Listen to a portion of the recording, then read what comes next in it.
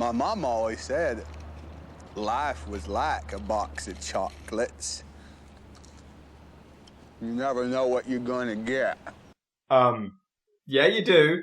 You're gonna get a fucking chocolate! Forrest Gump tells the story of... well, Forrest Gump. I'm Forrest Gump. Played by Tom Hanks, who sits at a bus stop talking to strangers that realistically would have obviously called the police at some point, telling them all of his life story through constant flashback mode. Those must be comfortable shoes. What are those? He grows up with some dodgy legs before breaking out of his braces and overcoming the bullies who make fun of his handicaps, calling him stupid. He aces football. No, actually, this is football. Notice how they use their fucking feet. Teaches Elvis Presley himself to dance, comes up with famous slogans and even iconic t-shirts. I thought you might be able to help me jump into... Whoa, man, you just ran through a big pile of dog shit. It happens. What, shit? Sometimes. He joins the army, becomes a hero, losing his best friend Bubba in the process, befriending the lieutenant called Dan, played by Gary Sinise, who loses his legs in the war, becomes a ping pong champion using a CGI ping pong ball. Yeah, he actually is just acting here. There's no ball there whatsoever. He runs across the country, becoming famous on television with the help of Tom Hanks' younger brother Jim, playing his running double, by the way. He loses his mother, played by Sally Field, becomes a father at Haley Joel Osment in his first ever movie role, and you can't help but just love the lead character and the movie. The film was based on the 1986 Winston Groom novel of the same name, though it skips out a lot of details from the book and includes many new aspects that weren't originally there, such as his leg braces and running across the country. The film also added to Forrest's mental deficiency, whereas he was actually a lot brighter in the book. Terry Gilliam was approached to direct but turned it down, and Barry Sonnenfeld agreed before leaving to instead direct Addams Family Values, which is when Robert Zemeckis picked up the opportunity. Which is a very wise choice because it ended up being his highest grossing movie ever to this day. Can you believe that? Although Tom Hanks is now iconic for this role, it wasn't always the case. The author of the book thought that John Goodman would be the perfect Forrest Gump, but Harry Anderson was actually the director's first choice. Unfortunately, he had other commitments to the likes of Dave's World, which sounds like a really bad spin-off to Wayne's World. And other actors approached to star in the lead before turning it down include Bill Murray, Chevy Chase, and John Travolta, who did acknowledge that it was a huge mistake. No, John, that wouldn't come until 2000. I remember when that happened. Tom Hanks was approached and only agreed to do it if the film was historically accurate. You know, so when Forrest teaches Elvis Presley to dance, came up with Shit Happens and that smiley face shirt, and there was actually a scene that was dropped where he even saves Martin Luther King from a dog attack. He gets a letter from Apple, which is dated 1975, but they didn't go public until 1981. Forrest drinks a Dr. Pepper in 72 with a logo not created until the mid-80s. During his epic running sequence, Jimmy Carter was announced as president, but this was set in July and he wouldn't become president until September. On Independence Day in 76, the Statue of Liberty is shown being restored, even though that wasn't done until 1986. You get the general idea. It wasn't historically accurate, Tom. It wasn't. Tom Hanks, you've been very selfish. Well, when it came down to casting the biggest bitch queen that we're supposed to like ever, Jenny, Nicole Kidman, Jodie Foster, and Demi Moore all rejected the offer, and even Tupac Shakur auditioned for the part of Bubba but was turned down. I want to see that version.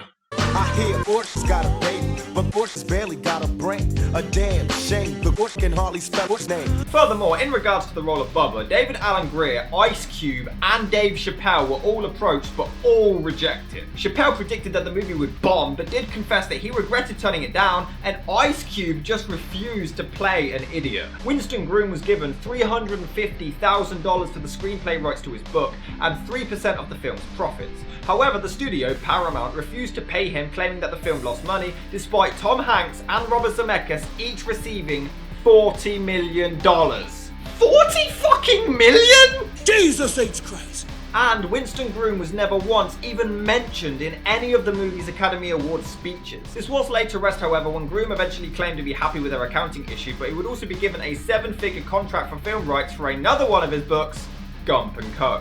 Yes, a sequel to Forrest Gump. Which never happened. Originally, Tom Hanks refused to star in a sequel and the studio just would not recast it. However, after time went on, he became more open to the idea and a screenplay was written in 2001, but production was delayed due to 9/11. the director claimed after the attacks, the story just was no longer relevant. The fuck was the story gonna be? You wouldn't believe it if I told you. Forrest Gump is such a big film, it's one of the ones you kind of need to have watched. Not only is it one of the most quotable movies ever made, but in my opinion it solidified Tom Hanks as one of the best actors in Hollywood. And I mean, it spawned over 30 different places of Bubba Gump shrimp all across America. So that's got to account for something. That was my destiny! There's nobody who could have performed this role better than Tom Hanks. He was perfect in every aspect. In fact, he was so into the character, he even improvised gold. My given name is Benjamin Buford Blue. People call me Bubba. Just like one of them old redneck boys. Can you believe that? My name's Forrest Gump. People call me Forrest Gump. Yep, that wasn't scripted. The character is so likeable, his sheer innocence makes everything he says that much more charming, adorable, and hilarious. What's your sole purpose in this army? To do whatever you tell me, Drill Sergeant. God damn it, Gump! You're a goddamn genius. I got to see a lot of the countryside. We would take these real long walks, and we were always looking for this guy named Charlie. Yeah, sir. You might want to send a maintenance man over to that office across the way. The lights are off and they must be looking for a fuse box or something because them flashlights, they're keeping me awake. He even runs for over 3 years straight, gaining a following. See what I did there? And then... Quiet, quiet, he's gonna say something.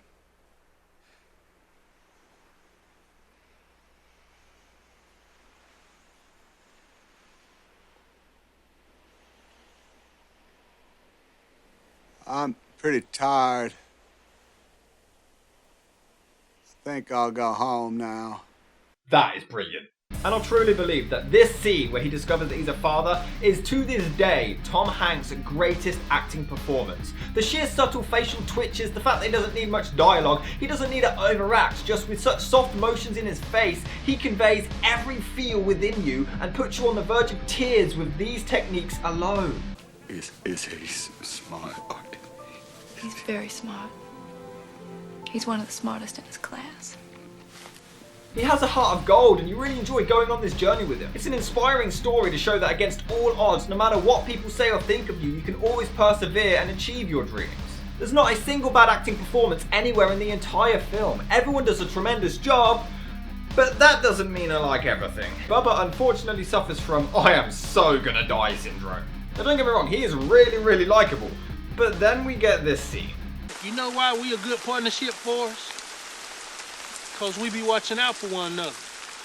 Like brothers and stuff. Bye, Bubba. It was nice knowing ya. Also, how badass does this look when they're running away from the explosions and they're all taking place around them and they don't even flinch? Oh my god, how do they walk away in movies without flinching when it explodes behind them? There's no way!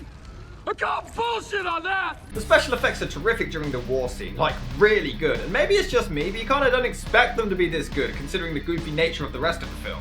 I mean, it is nearly perfect. I'd say the ending drags a tiny bit and they could have scraped off only like 5 minutes or so, but that's just a personal preference. What else? How about here? Wouldn't the logical solution be turn left or right, doesn't really matter, or maybe even run back in the opposite direction because the car would then take forever to do a U-turn? The dubbing and sometimes blue screen special effects of Tom Hanks in the flashback sequences are a little bad. I'm being nice because I love the film, they fucking suck. I was a national celebrity. Just not enough to get recognised anywhere else in the entire movie. Yeah, despite all of this, the running, the army, ping pong, football, becoming a hugely successful shrimp man, worst superhero name ever. Forrest is still never recognised anywhere, not once, and they even make fun of it. Are you telling me you're the owner of the Bubba Gump Shrimp Corporation? Yes, sir. We got more money than Davy Crockett. And I must say, Haley Joel Osment is creepy as hell, even when he's not talking to any ghosts. I'm gonna serve that for show and tell because Grandma used to read it to you. She also used to read me sacrifices of babies to summon Satan. Now let's get rid of the elephant in the room and talk about, in my opinion, the most unlikable character that we're supposed to like in movie history, Jenny. Now I've heard the defense that she was sexually abused by her father, and although I could easily say, I've known people who have been sexually assaulted or raped and they didn't act like a total arsehole like Jenny does, but I won't. I mean, it's a valid point. And I don't think you should use these horrific things as an excuse to be an asshole, but everyone does deal with these terrible experiences differently. Okay. My issue is the fact that these things aren't even developed upon. I realise that this is Forrest's story, but how many scenes do we actually get about her terrible childhood? 3. And that's it, and they're all so vague. We don't truly feel this is what's caused her to act this way. There's no actual story-driven plot to show this. It's a weak excuse like, yeah, she was abused and molested, and then it's dropped, and we're just supposed to buy it? So we meet Jenny as a kid. We find out quickly about her father, but then she takes a liking to Forrest, and they become really close. She defends him against the bullies, but then as they grow up, we quickly see Jenny making out with another dude in a car. Now, her and Forrest aren't actually officially an item, so I can let this go. He clearly loves her, and she doesn't feel the same way. That's fair enough. If it wasn't for the fact that later that same night, the whore goes back to her dorm room and puts his hand on her tits, causing him to nut all over her fucking bed sheets! Like, Jesus Christ, make out with a guy in a car, go back and get another dude off in about 10 minutes! Then he discovers that she's in Playboy. Whatever, no problem with that. Then he just so happens to find her in a club singing butt-ass naked, and when the audience start attacking her, he sticks up for her and she gets angry! She fucking gets angry at him protecting her from abusive drunks! I love you. Forrest, you don't know what love is. Wow, you're a piece of shit. So after she tells him to piss off and stay away from her, remember this, he sends her 1,000,000 letters, which is then intercut with a montage of her being a whore and doing drugs. Then he gets all of his letters returned, but I guess she just kept changing addresses as much as she kept changing condoms. And after he becomes a war hero and a success, suddenly she's interested again, and she shows up at the speech, and it's all lovely again, like nothing happened. Oh, now he's a success, you want him again? Fuck you! Are you stupid or something? She even gets applause and it's treated like this big emotional reunion, and then minutes later some Johnny Depp lookalike douchebag hits her, he defends her, and she fucking yells at him again! This doesn't even have anything to do with her being abused by her dad. It's not like Forrest is making a sexual move and she freaks out. He's protecting her from bastards who hit her, and she always takes the douchebag side! I would never hurt you, Jenny. I know you wouldn't, Forrest. That's why it's best that we stay friends. Then she takes more drugs. You know, I just have to say, she must have an amazing dating profile. My name's Jenny. My husband Forrest Gump and I separated after he treated me far too nicely for my liking. I got really bored and missed the abuse, so I just had to get out of that loving relationship. Currently I'm snorting some cocaine in Vegas and I'm about to head off to a strip club for my usual shift. It very often leads to me being punched and raped, but that's all a part of the job really. I enjoy it and it's totally worth it. What am I looking for in a man? Well, you have to be an arsehole. I can't stomach being with a nice guy again. You have to also be understanding of my drug, alcohol and sex addictions, and you must allow me to manipulate you whenever I want and toy around with your feelings every chance possible. Also, if we have a child, I'm not going to tell you. Why are you so good to me? I'm asking him the same fucking thing. You're my girl. I'll always be your girl. One scene later. I am not your girl! You don't have a soul. There is nothing good or clean in you. You are dead inside. You can't feel anything real. I could never be your girl. Because then she leaves again! She becomes a prostitute! Oh, sorry, I just gotta update it real quick.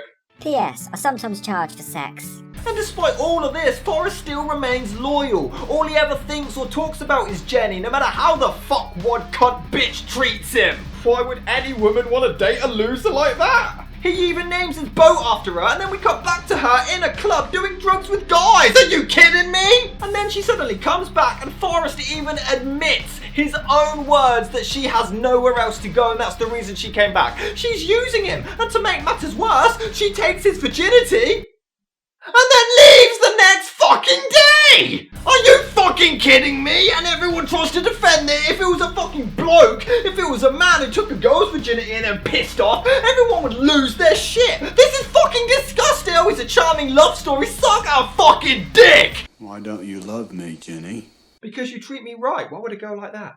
Also, credit to the best line of the entire movie.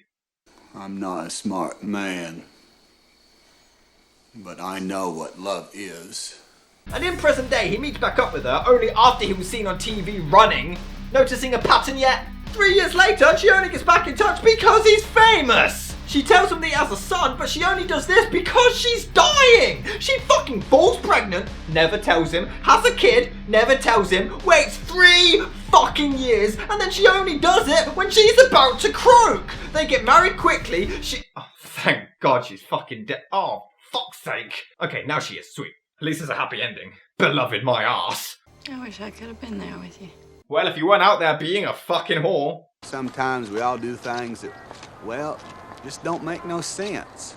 And the whole abuse thing is pushed further by people actually claiming that they believe Jenny does love Forrest, but she just doesn't know how to handle these feelings and pushes him away. But my problem is, not once throughout this entire 2-hour-plus movie does she ever show any signs of genuine love. Not once! Where was the love? Please tell me. Give me a time code so I can rewind that shit again. She only ever shows up whenever he's famous or successful. She only shows affection when he says he loves her and, you know, he actually proves it. I specifically rewatched this entire movie to try to find any signs for her actually loving him, and I couldn't find any anywhere. Lieutenant Dan loves him more than she does, and he treats Forrest like shit for most of the fucking film. Everybody gets a second chance.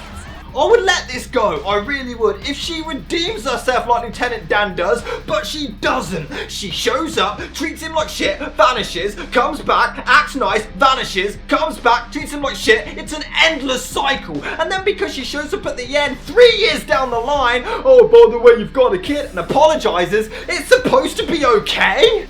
No, fuck you, fuck that. No, Jenny deserved to die. In fact, her death should have been dragged out more so the worthless cunt scumbag could go through even more pain. I hope the sequel does get made so Haley Joel Osment can personally see her ghost be destroyed by the new Ghostbusters. I'll even take one for the team and top myself just so I can ghost fight the bitch and drag her to hell. So as you can probably tell, I'm not particularly keen on Jenny's character. But other than that, Forrest Gump is a masterpiece.